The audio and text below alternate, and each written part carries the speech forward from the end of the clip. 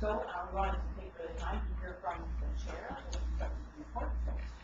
Without further ado, Mr. Logan, the floor is yours. Thank you, Madam Chair.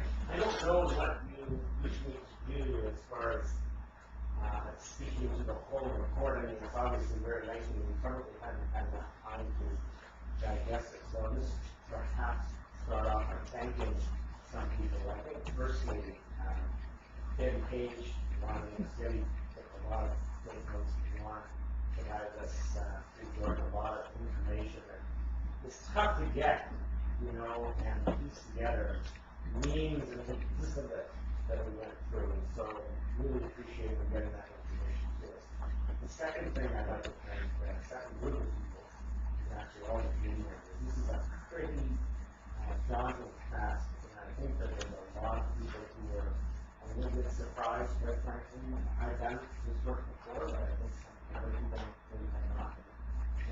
And when we start to look at your schools that they're working in and realizing what you do there may affect this and affect that, the spin effect, the implications across the district, I think really surprised quite a number of people.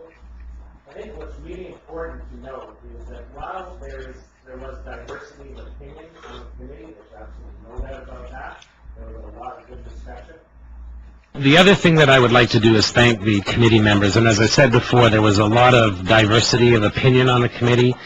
It's easy to get caught up in this. It's a very emotional topic, and it's especially emotional given, you know, the recent changes in the district over the last 1 or 2 years, so that adds to the emotion and the passion, and so it's pretty easy to get caught up on it a lot and forget sometimes that decorum can sometimes get you a little further than some hostility. And I think that the committee members, even though there was a lot of diversity of opinion, I think they really handled it well. They disagreed at times, but they did so respectfully, and I think that really has a lot to be said. So the committee members that are here, I think that was really important to note.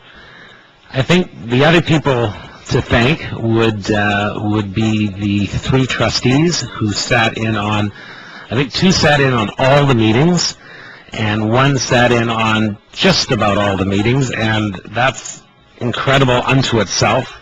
And then to be able to sit there as observers for that length of time is really amazing. I mean, for trustees to be able to sit and listen for that long without wanting to dive into the conversation is, I was pretty impressed. And there were times where it was appropriate that trustees moved to answer questions, or if I had a question or clarification or a committee member did, the trustee responded. But I personally never got the feeling that the trustees were trying to direct the conversation, were directly involved with the discussion at all. They truly were observers, and anybody who could sit through that length of meeting and stay reasonably attentive without, you know, participating, that's admirable. The other person to thank, actually 2 people, Jordan and Sherry Elwood, and similarly, it's, you know, I can speak, you know, from this vantage point. It's pretty tough to sit there as a superintendent and not try to dominate the whole conversation. And senior staff always will have an opinion about these things, and they're rarely afraid to voice them. But I think they also did it in a way that allowed other people to speak. And there were meetings where senior staff had a lot to say, and there were meetings where senior staff didn't have a lot to say and sat back and listened to the conversation. So I think if you looked at the whole breadth of the meetings that we had, I think Sherry and Jordan kept a participation level that was really appropriate, that they didn't dominate the discussion, but they also weren't quiet, and it was a really nice level that helped keep it going. They provided information and background where it was needed. So I think, again, that's, you know, it sounds easy to say, but sometimes it's a little harder to do. So thank you to all those people, because I think it really did have an impact on the committee. So thanks for that. So I wish I could say I really enjoyed writing this, but probably not the case. There's a line in here that says that something to the effect of, when you get, I don't know how, can't remember exactly how many people are on the committee, 12, 10, 11, 12, 13, whatever it was, and you meet for 32 hours on a topic such as this, and if you think you can write a report in which every single person on the committee agrees with every single word and phrase, I think you're probably expecting too much. Okay, so the report, I did my best to take the information that was discussed at the committee, look through the notes, try to recall what was said, and piece together a report that reflected the discussion as best I could. That doesn't mean that there are not committee members who might think, oh, I think that should have been more emphasized and something else should have been less emphasized. But I think the real key is, did all the committee members have an opportunity to see the report and draft reports and discuss it in full? And they certainly did. In fact, on the Friday meeting, it seems long ago, but on the Friday meeting, we started at 12:30 and had a very, very short break. And that entire meeting, which went till about 6 o'clock, was going through this report. So the entire committee was able to go try to avoid wordsmithing, but I did have Brent Reed is much stronger with English than I am, and he gave me the wordsmithing bits, and I went and fixed those up, and then the conversation could stay more with the phrasing and the concepts and things that perhaps I had not captured in the first draft, and that was done.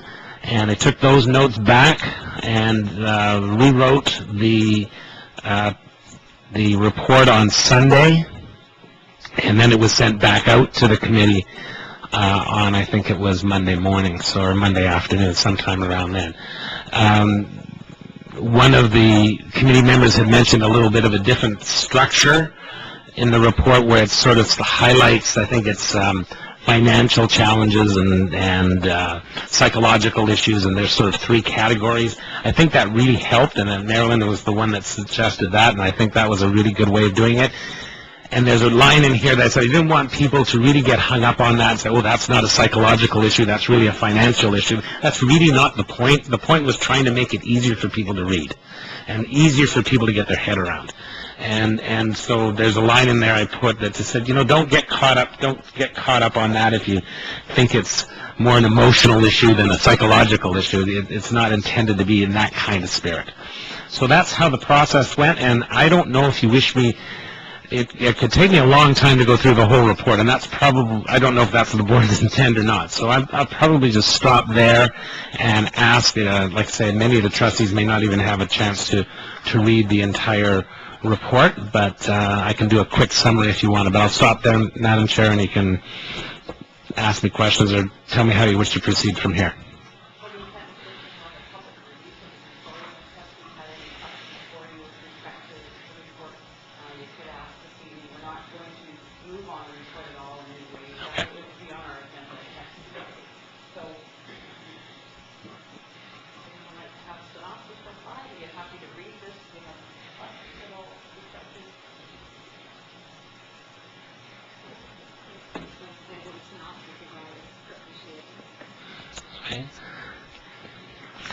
Okay, yes.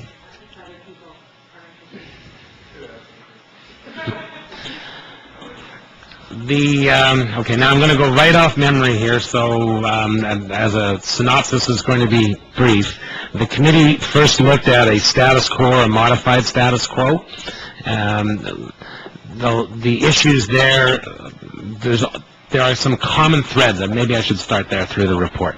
Common threads are there are some schools that, no matter which model you use, are going to present some challenges and or opportunities. It depends on which way you look at it. And those are schools like Cumberland Junior, like Lake Trail, but there are some suggestions in here. I know we weren't to put recommendations, but we have made a few suggestions along those lines. So the modified status quo stayed exactly as that. Essentially, some modifications, maybe 8, 9, 10 structures at Lake Trail, at Cumberland, or 7, 8, 9. Both of those are included in the report. And a couple of suggestions the board may wish to entertain about having some discussions with the Lake Trail and Cumberland Junior communities about some future directions for those two facilities and the resultant elementary schools that feed into them. So that was essentially the modified status quo option. The second option that we looked at, and these were done in the order that we looked at them, not necessarily in the order that the board's terms of reference were. So the second option was the 3 high schools and 3 middle schools, and the middle schools being a 7, 8, 9 configuration. And I think you can see through there's quite a number of challenges to that, okay? And I'll leave you to read through the report and get a flavor of that.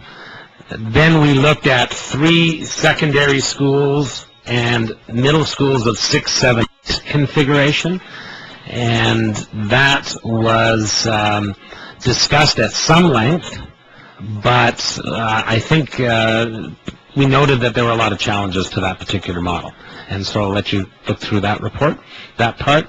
We then looked at 2-grade middle schools, 7, 8s, 8, 9s, combinations like that, and felt that those provided a lot of challenges as well. So I wanted the board to know that we looked at those, but felt that at the time, given the time and place, that those perhaps saw more challenges than positive aspects.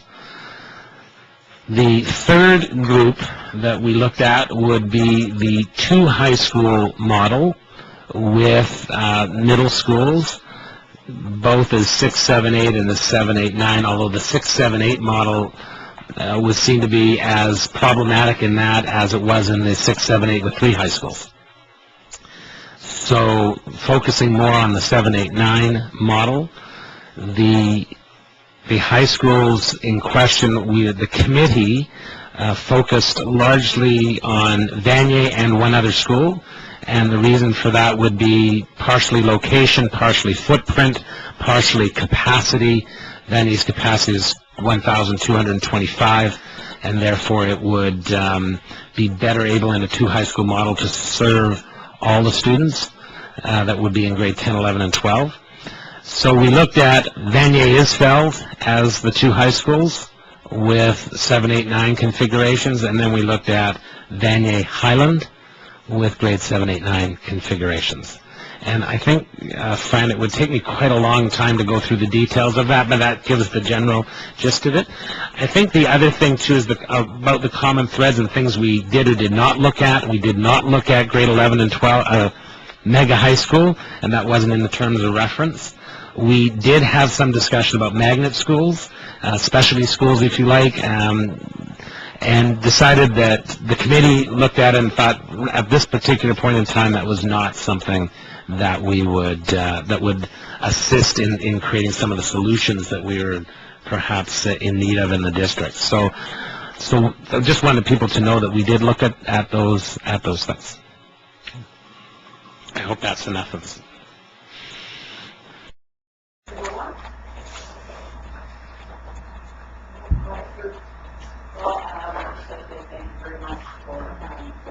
Sharing committee, it was tough.